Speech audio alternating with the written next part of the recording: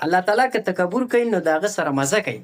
هغه داسې یو ذات دی چې په هغه کې څه نقص څه خامي نشته، مکمل کمپلیټ پرفیکټ ذات دی. نو انسان چې تکبر کوي، انسان په څه خبره تکبر وکړي؟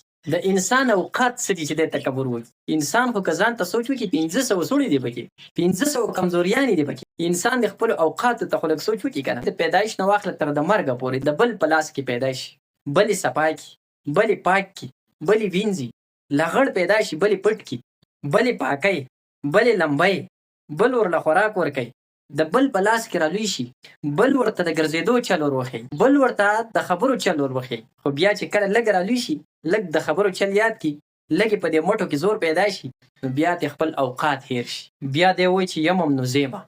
چې لږ زور او طاقت پکې پیدا شي، نو بیا دی شر شروع کړي، بیا دی په ځمکه باندې فساد شروع کړي، دی بیا ظلم شروع کړي، بیا ځان داسې ګڼي که نه خود کو خدا سمجھنے لگتا ہے. بیا دا ځان ورته داسې ښکاري چې زما نه خو بره څوک نشته، زما نه خو زورور او زما نه بدماش خو څوک نشته. خو همدغه انسان چې لږ وخت وشي بیا ضعیفه شي، بیا کمزوری شي، بیا د بل لاس ته کښېني، بیا یې خلک باتروم ته بوځي، بیا یې خلک پاکوي، بیا یې خلک مړوي، بیا ورله خلک دوایي ورکوي، بیا د بل لاس ته کښېني، بیا د بل لاس ته محتاج شي. او بیا چې مړ شي بیا یې بل ولمبوي، بل ورته کفن ور واغوندي او بل یې قبر ته ورکوز کړي او خاورې پر واړې دفن کړي.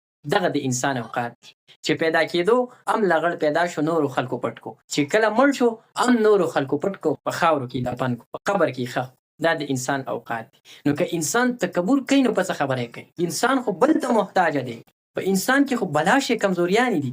که تکبر کوي نو د الله تعالی ذات به کوي چې هغه پرفیکټ دی، هغه چاته محتاج نه دی، هغه د دې ټولو کمزوریانو د دې ټولو غیبونو نه پاک ذات. نو که تکبر الله تعالی کوي خو د هغه سره خوند کوي، د هغه جامه ده، په الله تعالی کې کمزوري نشته. انسان یې په څه خبره وکړي؟ انسان خو ټول کمزوری دی، انسان خو ټول خارج ته محتاج دی. کوم انسان چې تکبر کوي دی د لږ خپل حقیقت ته سوچ وکړي، د خوبونو د دنیا نه دې راوځي او د حقیقت په دنیا کې د لږې سترګې وغړوي. دی دغه شان کمزوری پیدا شوی، دغه شان کمزوری به مري او بل کس به پټوي او قبر ته به یې کوزوي. نو بیا تکبر د څه خبرې؟ ځکه خو شاعر وایي هر انسان ته د انسان په نظر ګوره او هر غریب ته د خپل ځان په نظر ګوره، او که د شل چاته بنګله شي په دنیا کې، قبرستان ته د مکان په نظر ګوره. همدغه قبرستان ته به ورځي.